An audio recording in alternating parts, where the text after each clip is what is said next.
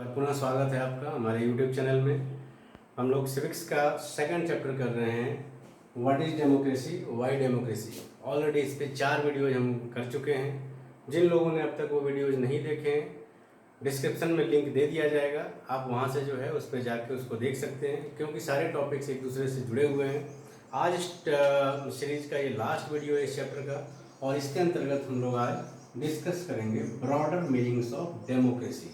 मतलब ये कि लोकतंत्र का बृहत्तर अर्थ क्या है। अगर लॉन्गर पर्सपेक्टिव में देखें तो डेमोक्रेसी का क्या मीनिंग होता है। अभी तक हमने पढ़ा कि डेमोक्रेसी क्या है, गवर्नमेंट का एक फॉर्म है, और इसके तहत जो है जो रूलर जो चुने जाते हैं वो पब्लिक के द्वारा चुने जाते हैं। मतलब जो रिप्रेजेंटेटिव होते हैं वो डायरेक्टली इलेक्टेड होते हैं पीपल के द्वारा।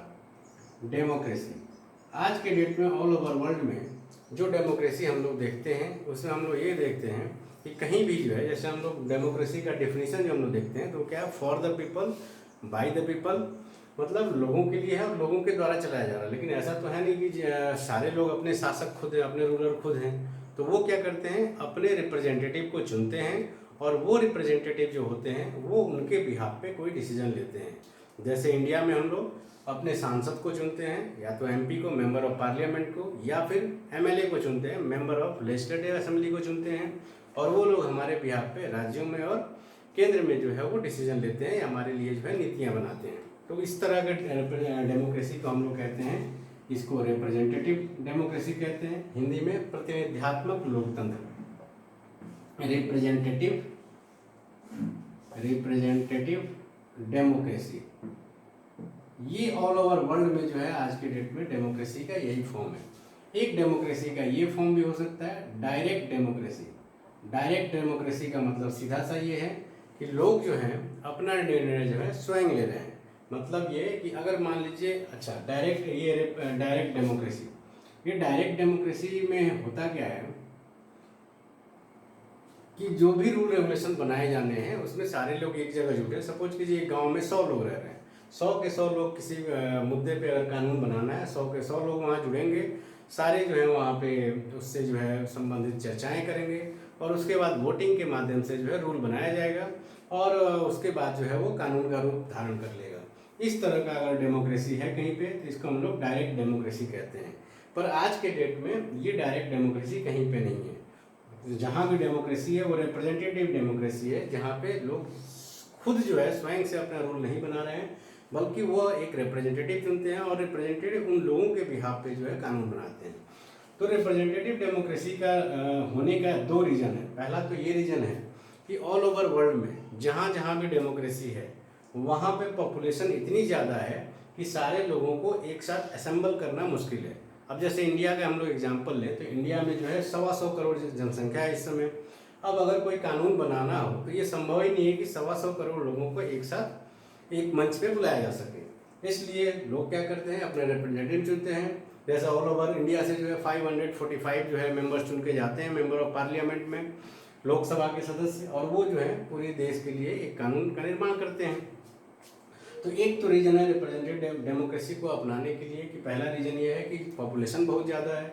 दूसरा रीज़न ये है कि मान लीजिए अगर कि सारे लोगों को एक जगह असेंबल करना संभव भी हो जाए, तब भी दिक्कत ये है कि सारे लोगों को किसी सब्जेक्ट की अंडरस्टैंडिंग कोई ज़रूरी नहीं है कि हो ही। जैसे देश का इकोनॉमी के बारे में अगर डिसीजन लेना है तो आम जनता जो है हो सकता है इकोनॉमिक्स का जानकार नहीं हो, या इंडिया और इंडिया का जो डिप्लोमेटिक रिलेशन बनाना है, अगर विदेश मंत्रालय या विदेश संबंध से संबंधित कोई नीति बनाता है तो वैसे नीतियों की जानकारी सभी लोगों को न तो होती है और ना ही सभी लोगों को इच्छा होती है उसमें पार्टिसिपेट करने की।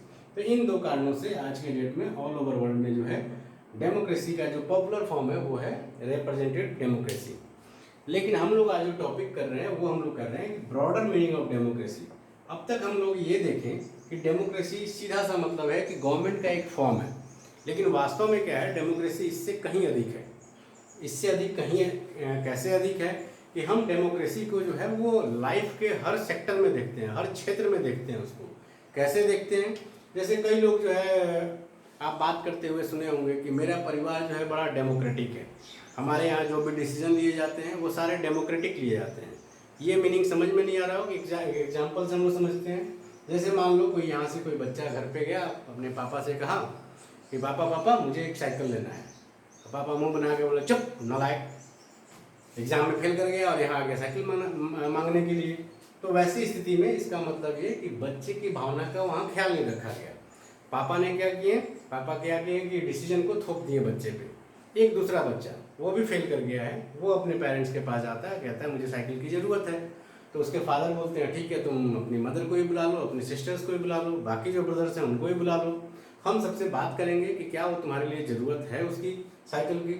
और सारे लोग जो है मिलके उसमें उसके ओपिनियन को भी उसके भी ओपिनियन को लिया जाएगा। और इसके बाद जो डिसीजन लिया जाएगा पूरे परिवार के सदस्य अपना अपना राय देंगे, और उसके बाद जो डिसीजन लिया जाएगा उस डिसीजन को हम लोग कहते हैं डेमोक्रेटिक डिसीजन। जबकि पहले केस में जो है सीधे नकार देना या सीधे उस बच्चे की बात को ही नहीं सुनना, वो उसको अनडेमोक्रेटिक डिसीजन कहते हैं, अलोकतांत्रिक कहते हैं, डेमोक्रेटिक डिसीजन। तो इसका मतलब ये कि डेमोक्रेटिक डिसीजन क्या है। डेमोक्रेटिक डिसीजन वह डिसीजन है, जब लोकतांत्रिक निर्णय की हम लोग बात करते हैं तो उस निर्णय का मतलब ये होता है कि इसमें चाहे वो कमजोर वर्ग का हो चाहे वो ताकतवर वर्ग का हो, सभी की बातें अच्छे से सुननी चाहिए। जैसे इस बच्चे के एग्जाम्पल में, बच्चा तो डिपेंडेंट है फादर पे, फादर ने एक बार डांटा तो बच्चे को अगली बार पूछने का हिम्मत नहीं होगा। देश के बारे में बात करें तो सारे लोग समान संख्या में तो होते नहीं है। अगर इंडिया की बात करें तो इंडिया में मेजॉरिटी जो है लगभग 80% संख्या हिंदू धर्म के मानने वालों की है, जबकि अदर जो रिलीजन्स हैं वो सारे के सारे माइनॉरिटी में हैं। ऐसी स्थिति में कोई भी रूल रेगुलेशन जब बनाया जाएगा तो ऐसा हम नहीं कोई रूल बनाएंगे जो केवल हिंदुओं को फायदा पहुंचाए, ऐसा रूल बनाएंगे जिसमें सभी धर्मों की भावनाओं का ख्याल रखा जाए। तो अगर इस तरह का डिसीजन लिया जाता है जिसमें मुस्लिम्स से भी उनसे राय लिया जा रहा है, क्रिश्चियन से भी राय लिया जा रहा है, तो उस डिसीजन को हम लोग कहेंगे डेमोक्रेटिक डिसीजन। और ये लाइफ के हर क्षेत्र में हमको दिखना चाहिए, ये चाहे वो घर के मैटर में हो, चाहे गांव से संबंधित निर्णय हो, चाहे राज्य से संबंधित हो, चाहे जो है वो देश से संबंधित है। इसमें डेमोक्रेटिक डिसीजन तभी कहलाएगा जब गरीब से गरीब व्यक्ति, उसको भी अधिकार है कि वह भी जो है अपना मत दे सके और उसका मत जो है मैटर करे। मैटर जब करेगा तभी जो है डिसीजन जो है वो डेमोक्रेटिक होगा। लेकिन इस शर्त पे अगर हम लोग देखें तो वर्ल्ड में हम किसी भी कंट्री को नहीं कह सकते हैं कि वो डेमोक्रेटिक कंट्री है।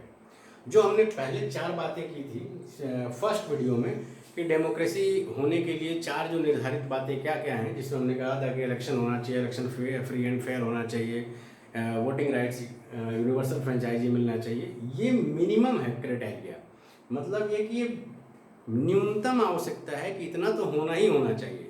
लेकिन एक्चुअल जो डेमोक्रेसी है वो तब हम कहेंगे जब उस डेमोक्रेसी में, उस निर्णय में सभी लोगों की भागीदारी समान रूप से होगी। गरीब लोगों को भी मौका, केवल ये नहीं होगा कि इक्वल वोटिंग राइट्स बस हो जाए तो वो डेमोक्रेटिक हो गया। वो इक्वल वोटिंग राइट्स के लिए यह भी जरूरी है कि सभी व्यक्ति को, चाहे वो गरीब हो, चाहे अमीर हो, चाहे स्त्री हो, चाहे पुरुष हो, सभी व्यक्ति को जो है सूचना का समान अधिकार होना चाहिए। उसको सभी जानकारी जो है संबंधित सदस्यों से, जो MP MLA का चुनाव लड़ रहे हैं उनके बारे में जानकारी मुहैया कराना चाहिए, तभी तो वो खुलकर जो है फैसला ले पाएंगे। अगर किसी व्यक्ति को पूरी सूचना ही नहीं दी जाए तो अधूरी सूचना के आधार पर वो निर्णय बेहतर नहीं ले सकता है। तो फिर हम लोग जब ये कह रहे हैं तो फिर क्या डेमोक्रेसी का जो हमारी कल्पना है वो ऐसे ही है? हमारी कल्पना ऐसे ही नहीं है, जो हमारी आदर्श है, जो कि डेमोक्रेटिक, जो हम लोग डेमोक्रेटिक कंट्री बनना चाहते हैं जिसमें सभी लोगों की समान रूप से भागीदारी होगी, सबकी बातों को सुना जाएगा, ये डेमोक्रेसी का आदर्श है, आइडियल है। इस तरह के गवर्नमेंट को हम लोग प्राप्त करना चाहते हैं। वो अलग बात है कि अब तक प्राप्त नहीं कर पाए।